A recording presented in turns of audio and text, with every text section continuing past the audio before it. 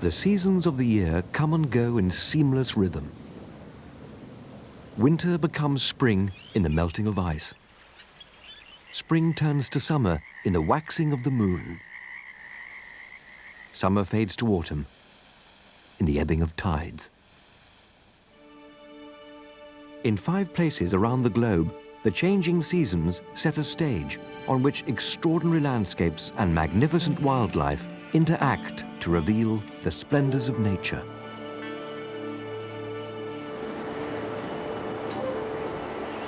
The end of the monsoon heralds autumn in the jungles of India, where the hunters emerge from the shadows.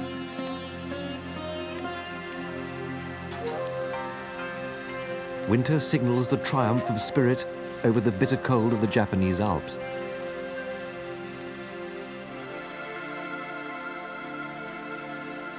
Spring triggers the rebirth of the coral reef off Australia's tropical shores.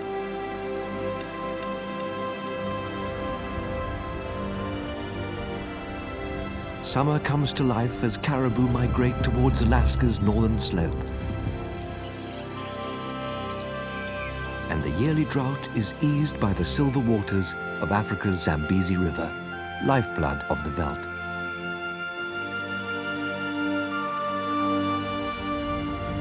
In each of these places, the cycle of the seasons takes a dramatic pause, then ushers in a moment of nature's true splendor.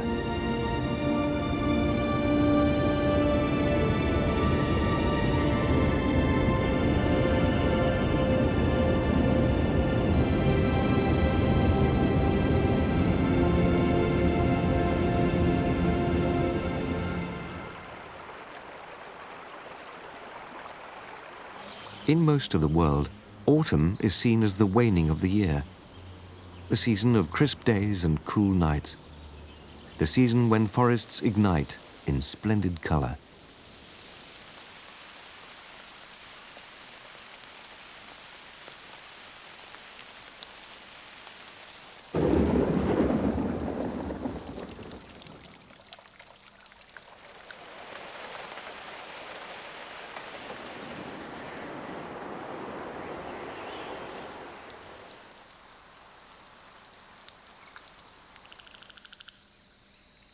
In India, autumn signals the end of the monsoon rains, a season painted in words by the 6th century Indian poet Subandhu.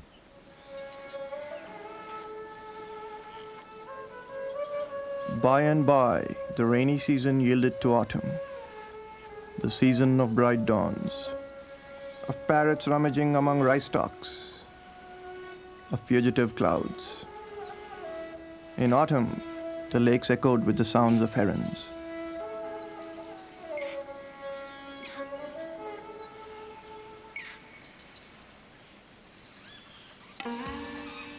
But autumn is also the season of the tiger, largest of all the cats. 6 feet of muscle, 500 pounds of sheer power. Only the tiger can reveal the true splendor of the jungles of India.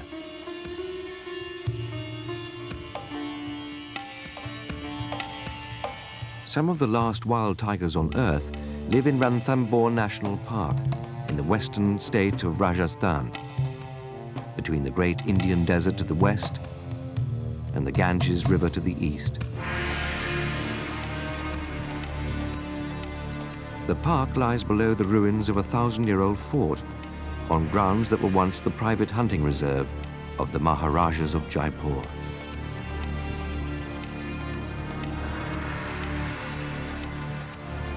But the original hunters here were the tigers.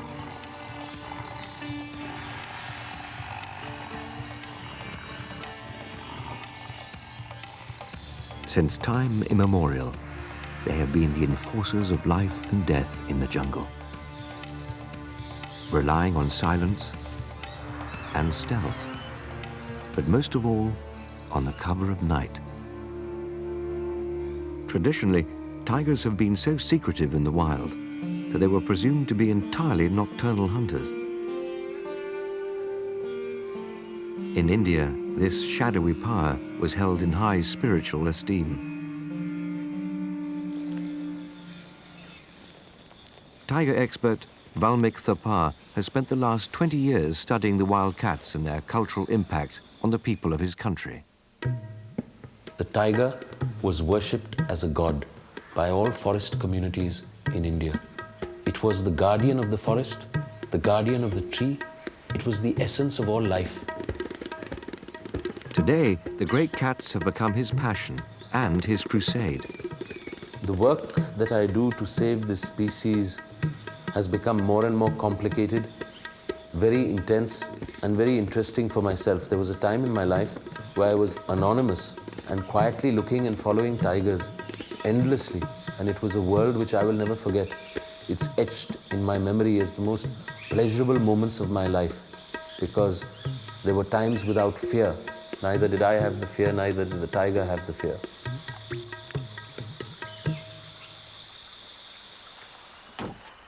These moments without fear were in the years following 1972, when the Indian government implemented a visionary conservation program called Project Tiger to save the wild cats from centuries of sport hunting. Special tiger preserves were created, the last bastions on Earth for wild tigers, including Ranthambore National Park. Valmik was one of the first to study the tigers of Ranthambore, studies which revealed a startling change in the wild cats. That as the tigers began to feel safe within the boundaries of the national park, a different behavior emerged. In the cool days of autumn, they were beginning to venture out of the darkness to hunt in the daylight.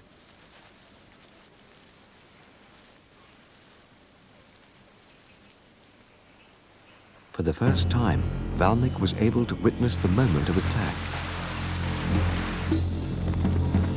The explosion of speed and awesome strength. Yet despite their power, the tiger's successes are few and far between. 4 out of 5 attacks fail, and the cats frequently go for a week or more between kills.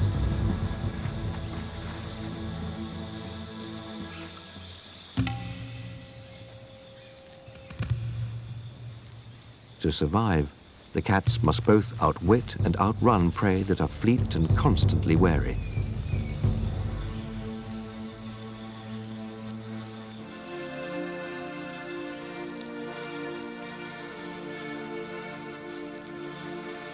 One of their primary prey species in Ranthambore are sambar deer. More than 2,000 live in the park, gathering in small family groups consisting of several females, their young, and 1 adult male.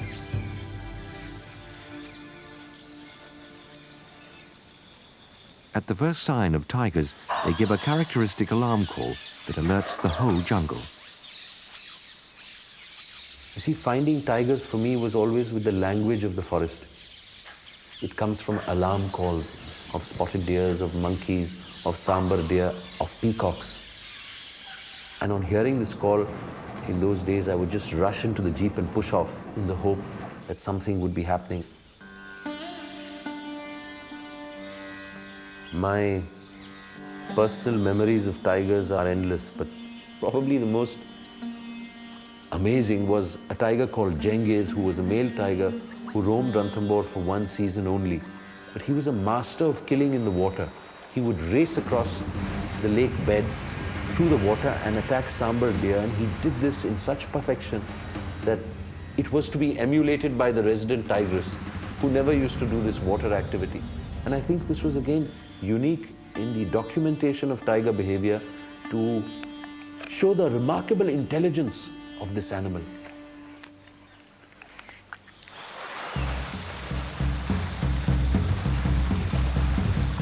Never before had such scenes been witnessed.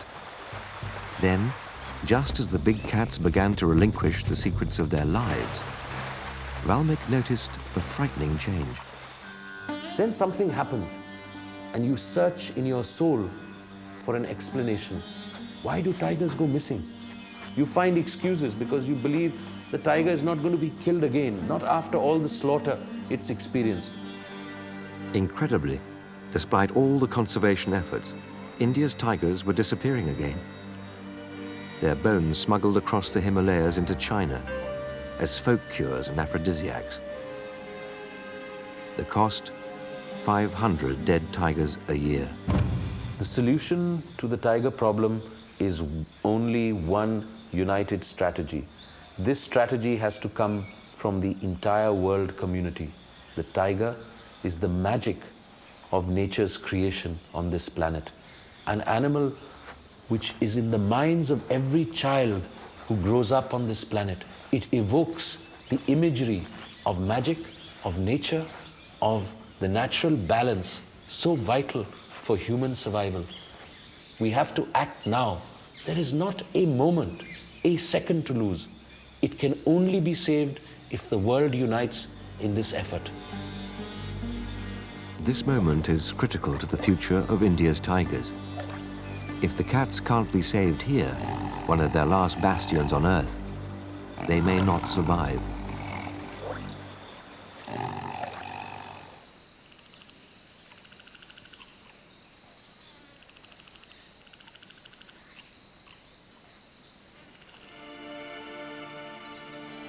Today, as the days of the tiger shorten and wane towards winter, the cats retreat into the shadows. Here, below the ruins of 1,000 years of human history, they await the world's attention.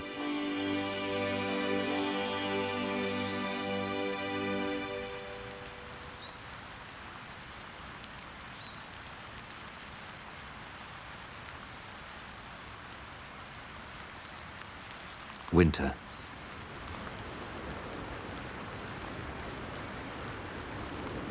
The season of cold. Test of endurance. Even time seems to freeze. Around the world, the scale of life is diminished. Most living things are gone, deep underground, or dormant, or simply somewhere warmer.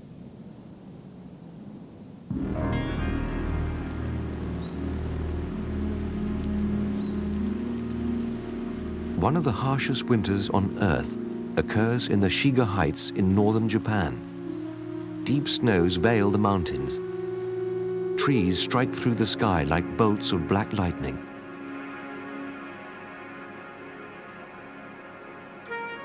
Yet there are survivors here, the messengers of the mountains, hardy spirits who ply the snows with an unseasonable cheerfulness.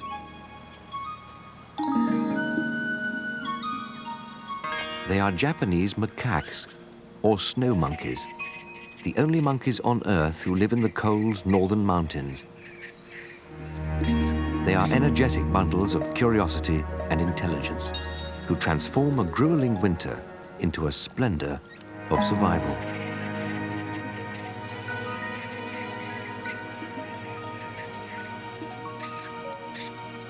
The Shiga Heights lie in the mountains north of Tokyo, known as the Japanese Alps, a region of earthquakes and eruptions, known as Jigoku-dani, or Hell Valley.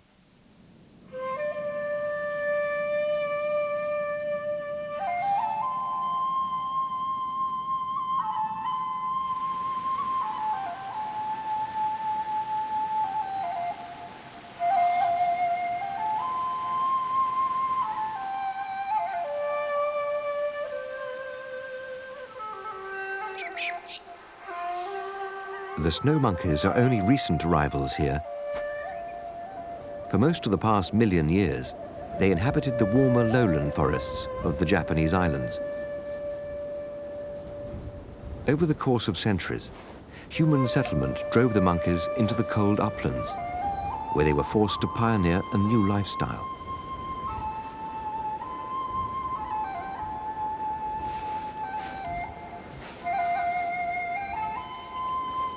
The task was not an easy one.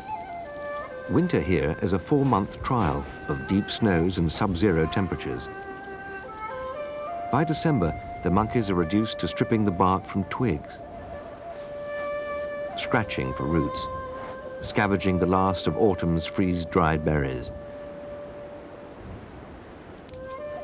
Each day is a struggle to forage enough calories to survive.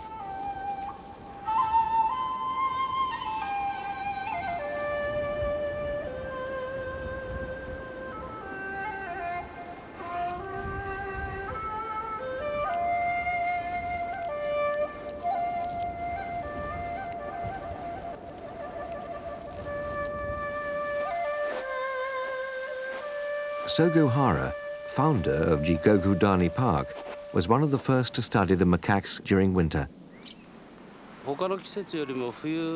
During the winter, the behavioral pattern of the monkeys is a little different from the other seasons. Their migration areas become narrower. Because the snow becomes their obstacle, they can't go very far. They just move within an area of 2 to 3 square kilometers. But one day, the monkeys discovered a new way to withstand the rigors of the season. It might have been an accident, or a single act of adventure. Whatever it was, it transformed winter for the snow monkeys of Hell Valley into a season of warmth and social relaxation.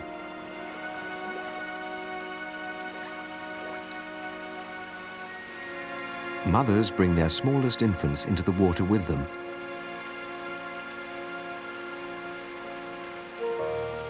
Old monkeys ease tired bones in the mineral warmth.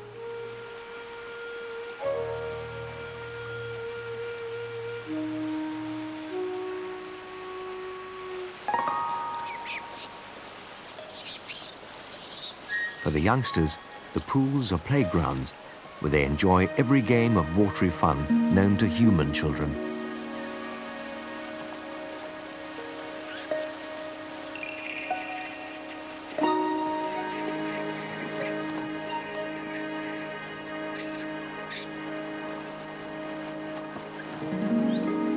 Yet the hot springs are more than just fun.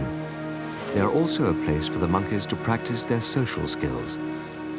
By constantly grooming one another, they reinforce the vital ties that help bond them into a single troop. I don't know why the monkeys went into the hot spring.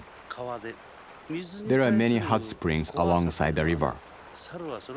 They may have been bathing in those spots even before we came here.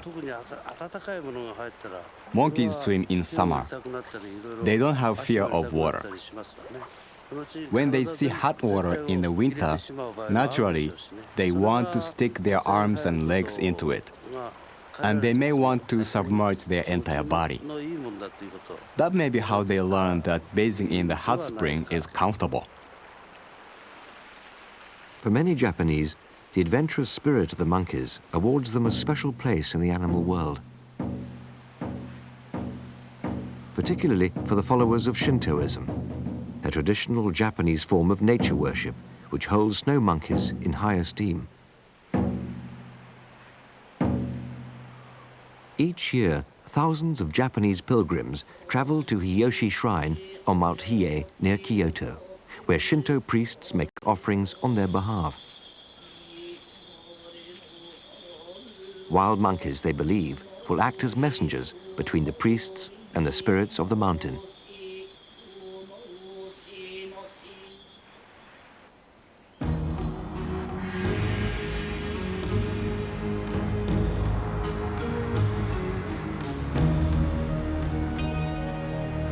Images of monkeys also fill the beautiful medieval architecture of Japan, including the 3 wise monkeys who see no evil, hear no evil, and speak no evil. Guardian monkeys protect temples and imperial palaces.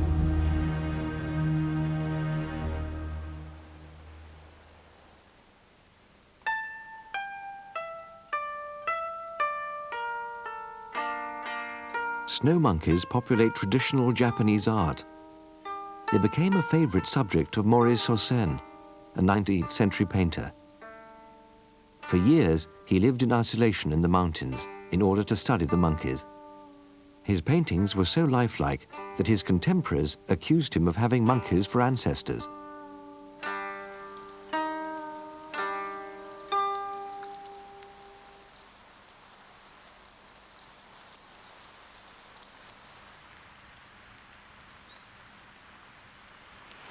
In his 30 years of watching the macaques, Sugihara has found many incidents that illustrate the similarities between people and monkeys. Last year, an infant monkey lost his mother in an accident right after his birth. He was still breastfeeding at the time. I was very curious to see how that child would grow alone, to see if he could survive. By watching him, I realized the importance of having a family among the monkeys. Even if an infant monkey doesn't have its mother, its grandmother will take care of it. It's been a year, and he seems to be healthy. Lately, human families are declining, and watching monkeys makes me think that we have to rethink the importance of family. As the sun drops behind the mountains and the temperatures fall, the monkeys reluctantly abandon the springs. They gather themselves to begin the trek up the snowy trails to their nests in the treetops.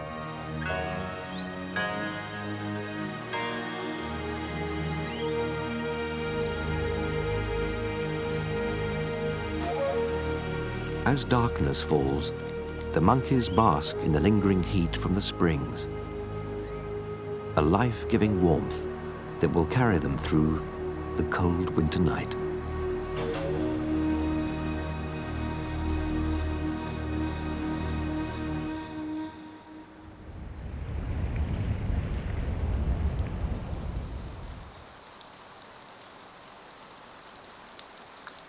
Spring.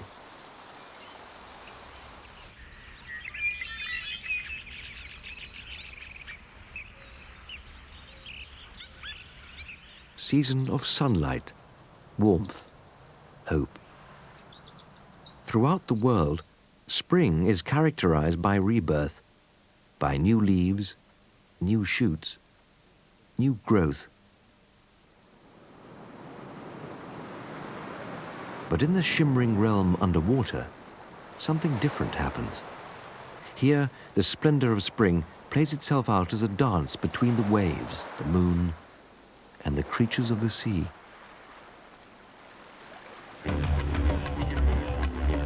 Nowhere is this better seen than on Australia's Great Barrier Reef, largest coral reef in the world, largest structure built by any living thing, visible from as far away as the moon.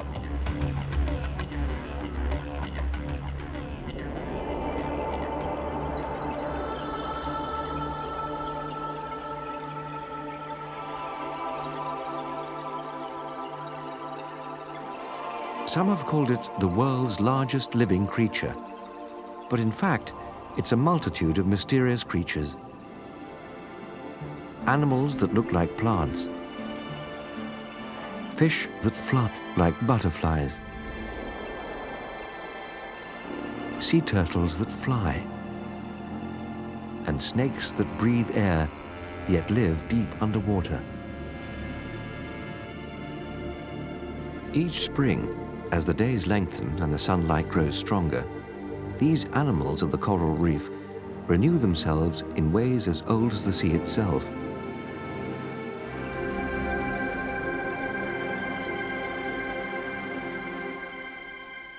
The Great Barrier Reef lies in the crystal clear waters off northeastern Australia. Here, hundreds of small reefs combine to make up the 1,000 miles of the Great Barrier Reef.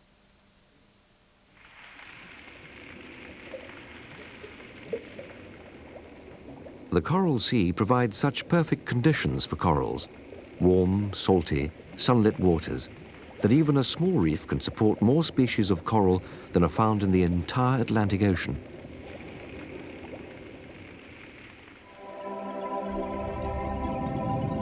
Each reef is built by the ceaseless efforts of delicate creatures no bigger than a baby's finger. Billions of individual coral polyps living together in massive colonies of related animals. So closely attuned, they function together. The colony behaves as a single organism. Year after year, millennia after millennia, these colonies have built their limestone homes, one on top of each other. Their efforts now stretch 1,000 miles long and hundreds of feet high.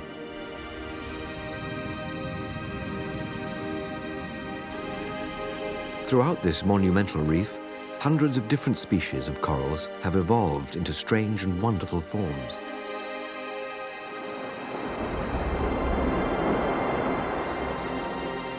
Hard corals thrive in the violent surf of the outer reef.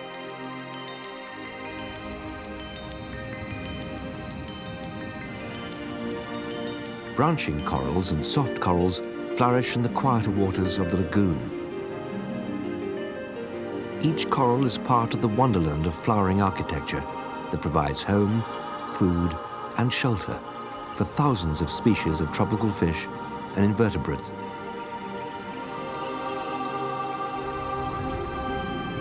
Anemones, the beautiful, flower-like animals with an arsenal of stinging tentacles, take root on the exposed walls of the coral reef. Here, bathed by the tides, they feast on a broth of plankton.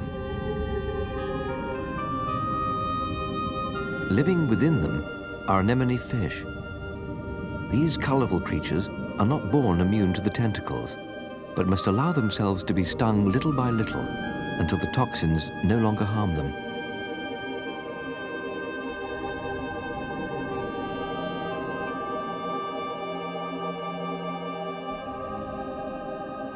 Each spring, as the days lengthen and the seawater grows warmer, pairs of anemone fish who mate for life prepare to lay their eggs inside the poisonous nest of their host anemone.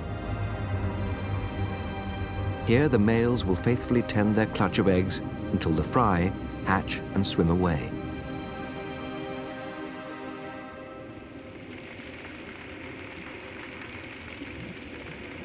For the black and white damselfish, spring brings on added parental duties. These fish not only energetically defend their eggs, but also their young, herding them to safety, driving off predators.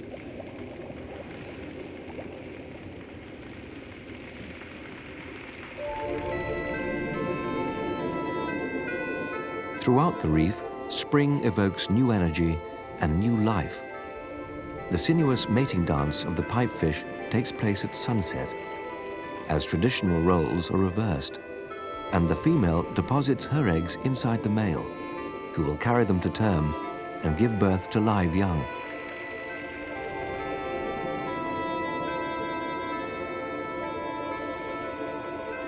But of all the rites of spring on the coral reef, none is more fantastic than the one night each year when the corals reproduce themselves in a spectacular show, unseen by human eyes until only recently. As darkness falls, the filter feeders of the ocean converge on the reef, awaiting a bonanza of food. Manta rays, 60-foot-long whale sharks, eagle rays,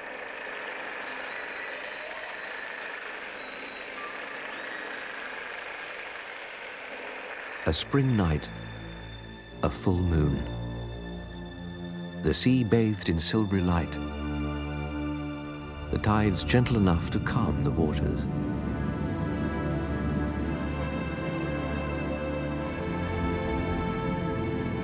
It begins like any other night. Parrotfish weave themselves to sleep inside protective cocoons. Moray eels come out of caves to cruise the reef. Cuttlefish fin in and out of staghorn corals.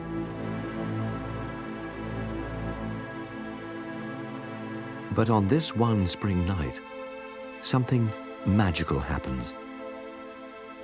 In perfect natural symmetry, one after another, Hundreds of species of corals, trillions of individual animals, spawning simultaneously, create an explosion of life without parallel in the animal world.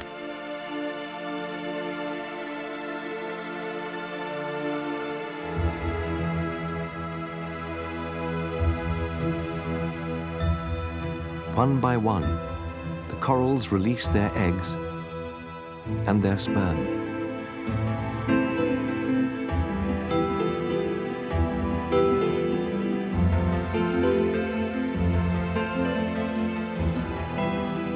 Together they float in the warm waters, a veritable blizzard of newly born coral larvae.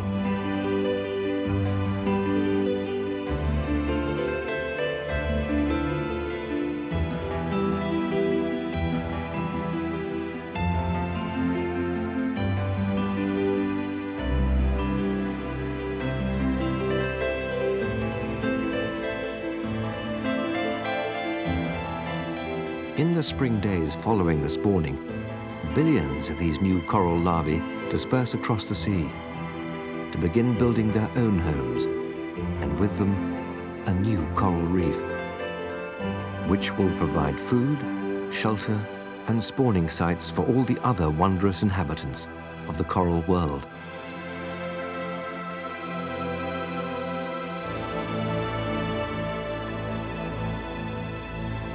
And the new reef will grow, as others have, for 500 million years, becoming one more link in the shimmering chain of life that is Australia's Great Barrier Reef.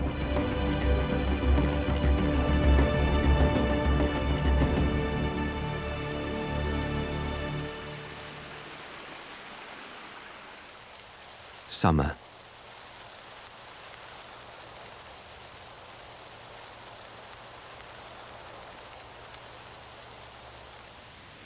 The season of bounty, of warmth and promise, the season when living things grow, multiply, and mature.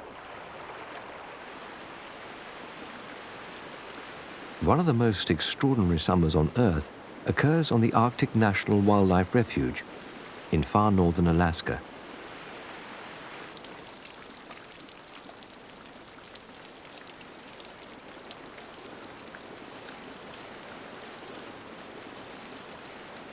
Here, the splendor of summer literally bursts from the ice, fueled by a sun that burns 24 hours a day.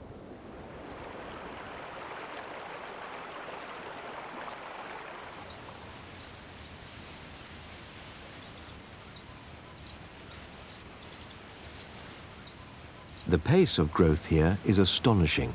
New flowers, young birds, and perhaps the most amazing of all, a herd that doubles its size overnight, played out on the vast plain of the Alaskan tundra.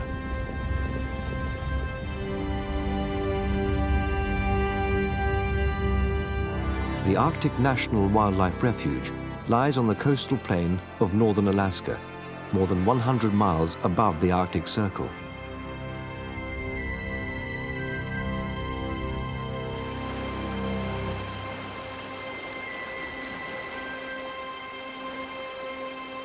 Its 18 million acres of cold solitude are protected by the frozen reaches of the Beaufort Sea and guarded by the mighty Brooks Range, northernmost mountain range in the world.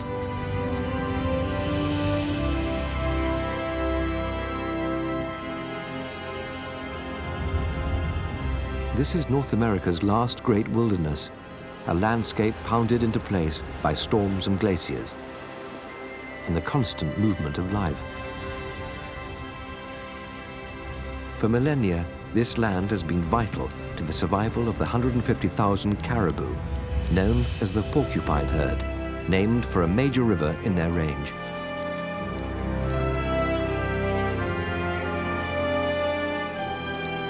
Caribou are the deer of the north, herd animals that migrate together by the tens of thousands. The oldest deer species living, and the only one where both the males and the females still grow antlers.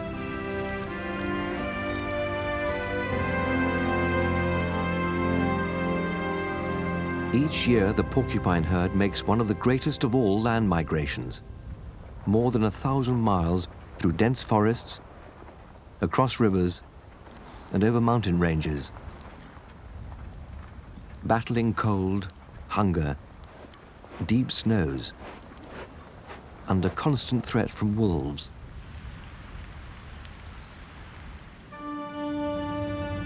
Their goal, the tundra at the far edge of the continent, where each caribou in the herd was born, and where all return to deliver their own young.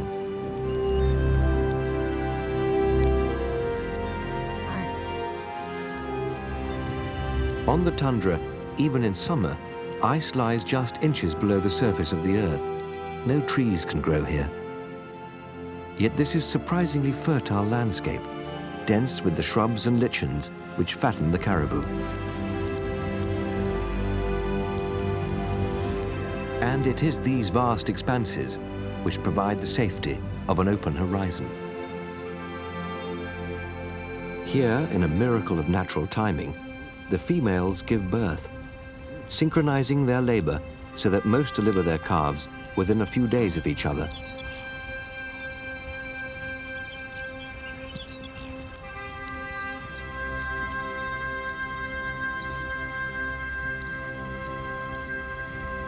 The crop of new caribou is so enormous that it overwhelms the appetites of even the hungriest predators. This female grizzly, ravenous after months of hibernation, will try her best to feed her own young on caribou calves.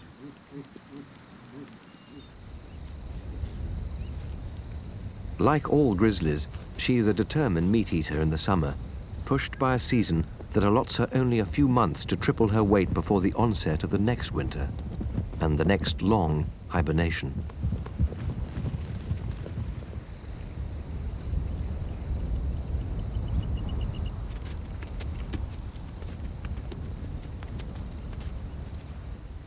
The carving of the caribou is an annual bonanza. In some years, as many as half the summer's calves will fall, fuel for the bears who eat up to 90 pounds a day.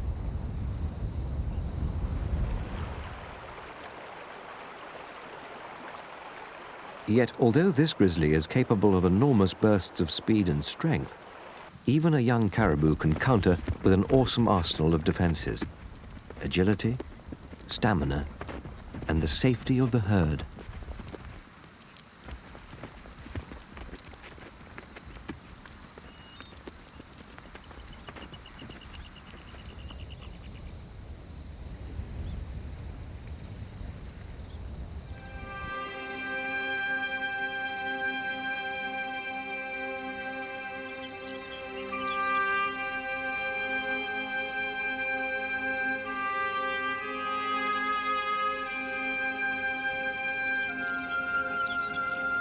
The newborns, within minutes of birth, are on their feet. Within hours, they're on the move. Within days, they are sure-footed enough to jog ahead with the herd, grazing on the hoof, stopping only to nurse.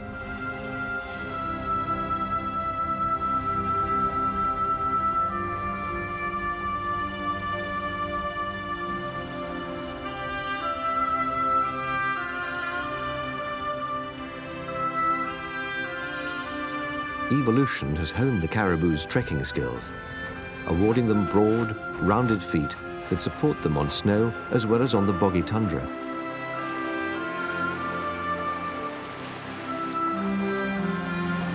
Their outer coat hairs are hollow, making caribou so buoyant that they literally bob across Alaska's rushing rivers.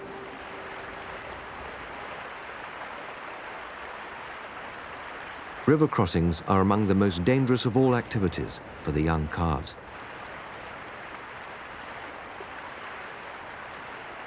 Glacial meltwater is frigid, just above the freezing point. The currents are treacherous.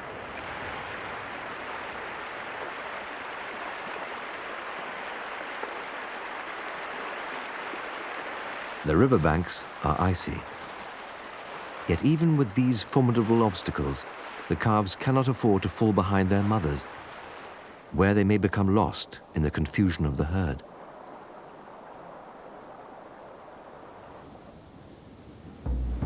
thousands of years, the Native Americans of the north coast, the Gwich'in, have migrated alongside the caribou, crossing the Bering Land Bridge during the last ice age, tracking caribou through winter forests and up onto the tundra every summer. Today, Gwich'in, like Sarah James, live all year round in Arctic Village, on the edge of the Arctic National Wildlife Refuge. The Gwich'in people are caribou people. If it weren't for caribou, we would never have survived. Gwich'in legend says that long ago caribou and people were the same, and that even today every Gwich'in retains a small piece of the caribou's heart. Gwich'in language contains 17 different words for caribou. Today, as in the past, most of their traditional food, clothing and lifestyle is closely tied to the movements of the herd. The Gwich'in people have a tradition that we don't shoot the first herd of caribou that comes through our camp, because it's usually a female caribou that leads the whole herd, and we think that she has the most wisdom and knows the migration path. If we shoot her, then all the others will be lost, and then the herd will have to turn back to reorganize again. Even today, caribou provide villagers like Rose Lee the means to survive this far northern winter. The Gwich'in people depend on the caribou for all our meals, clothing, and income. The caribou skins we use for parkas, pants, mitts, and boots. The legs we use for leg skin boots or purse or dog backpack or for food storage. The significance of the caribou to the Gwich'in people is that it's our whole life.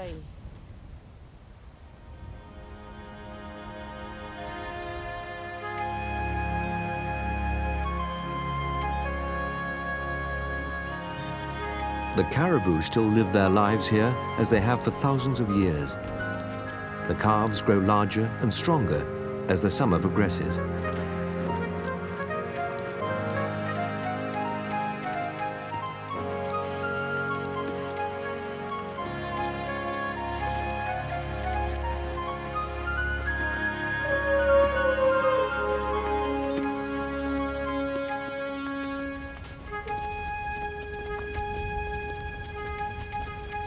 Here on the refuge, the calves discover the behaviors that will serve them in adult life, the sparring that prepares young males for later mating contests.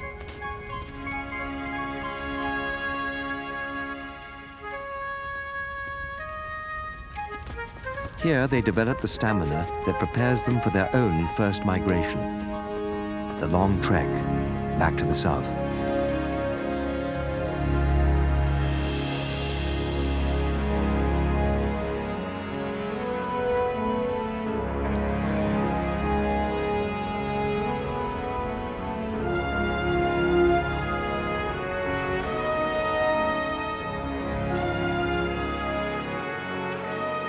By August, the midnight sun is dimming. The rivers are growing thin skins of ice. As the Arctic National Wildlife Refuge takes its first dusting of snow, the herd becomes restless. Until one early autumn day, it sets off, leaving the tundra behind until next summer.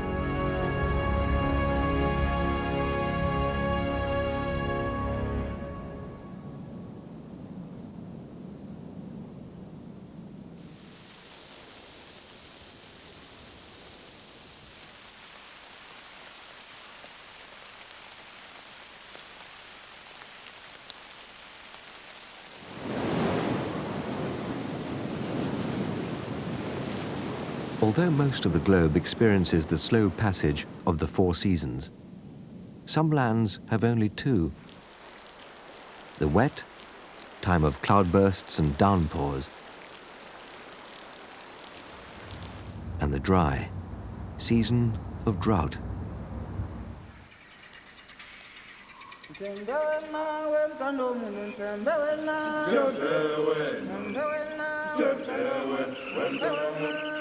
One of the harshest of all dry seasons occurs in the uplands of southern Africa. For 5 months, no rain falls. The earth ages visibly, burnt by the sun, cracked by the winds.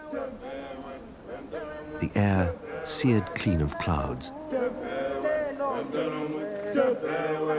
All living things are stretched to the limits of survival.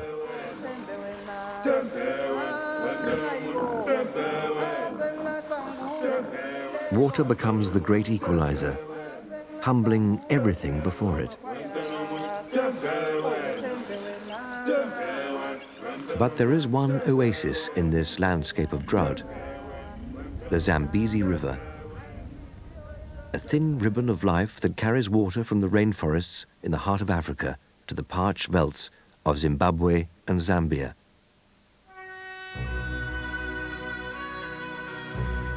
The first European to set foot here was the Scottish explorer and missionary Dr. David Livingstone. He spent 30 years traveling Africa on behalf of the London Missionary Society, part of his efforts to bring Christianity to the continent. Livingstone was driven by an almost fanatical desire to end the African slave trade. He believed that if he could find a river to the sea that he could navigate, he could foster a trade of natural resources, not slaves, for the people of Africa. His greatest hope was the Zambezi, broad, gentle, perhaps 1,000 miles long.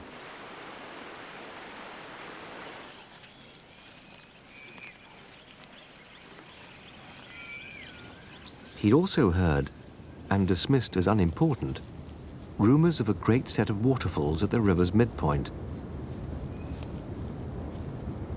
When he finally laid eyes upon them in November 1855, his skepticism gave way to wonder. The falls are singularly formed. They are simply the whole mass of the Zambezi waters rushing into a fissure or rent made right across the bed of the river. Never before seen by European eyes, but seen so lovely, must have been gazed upon by angels in their flight.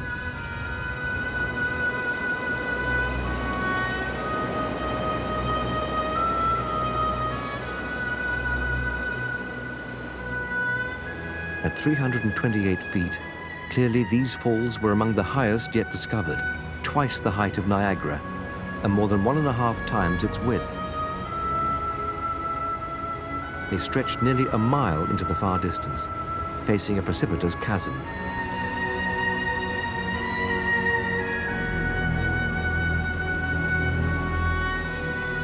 Livingstone was so inspired by the splendor of the waterfalls that he named them after his queen, Victoria. But their African name best echoes the poetry of the place. Mose Yoa Tunya, the smoke that thunders.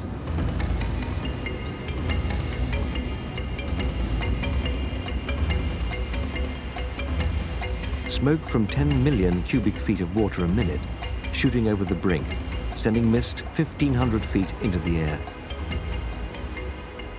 Mist which during the season of drought becomes the lifeblood of a rainforest across the gorge.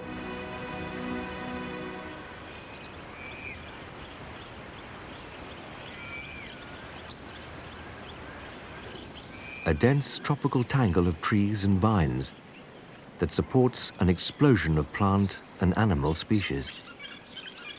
Birds, vervet monkeys, water bugs.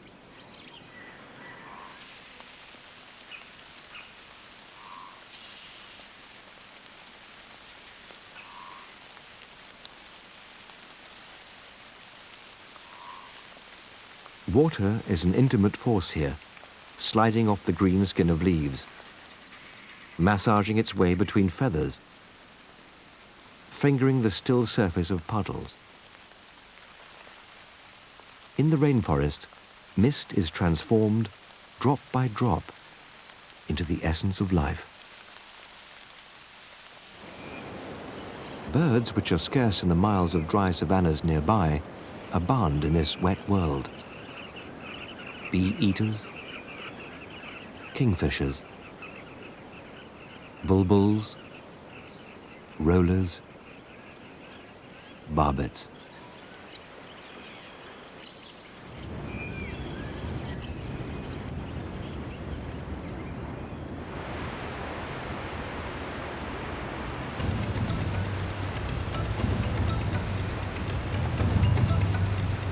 Below the falls, the Zambezi changes its nature, carving its way through a tortuous gorge of white water and whirlpools.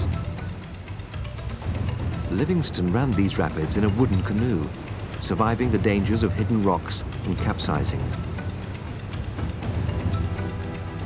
Beyond the gorges lies yet another river, wide, meandering, prone to spilling its banks over the landscape. This was the river Livingston called God's Highway to the Sea.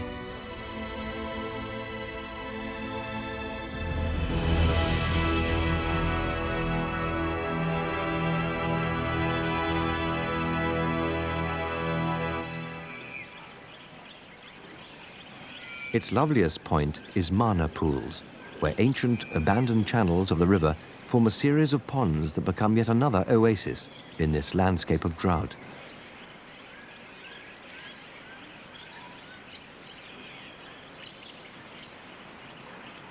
These waters are a vital haven for one of Africa's greatest collections of wildlife, a place to congregate, socialize, and play.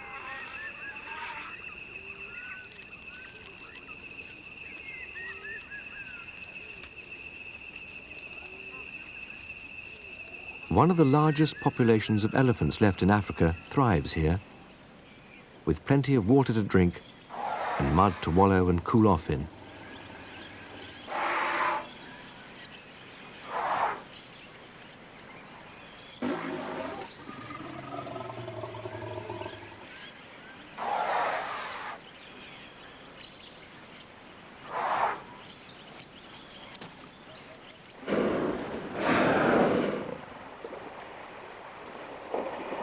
Hippopotamus, animals so dependent on water that they hardly ever leave it, rely on the ponds to support their vast weight and to offer them a cool refuge from the heat.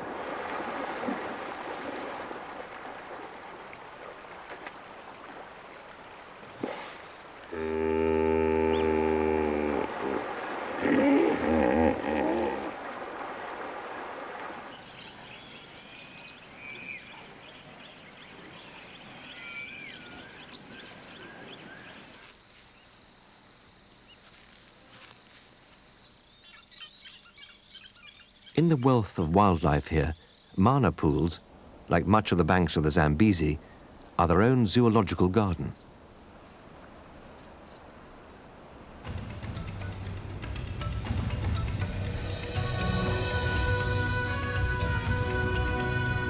Although Livingstone's dream of a navigable river was never realized, his journey of discovery illuminated the real value of the Zambezi, a river of life during the season of drought. Source for the fragile life of the rainforest. A miraculous gift of the smoke that thunders.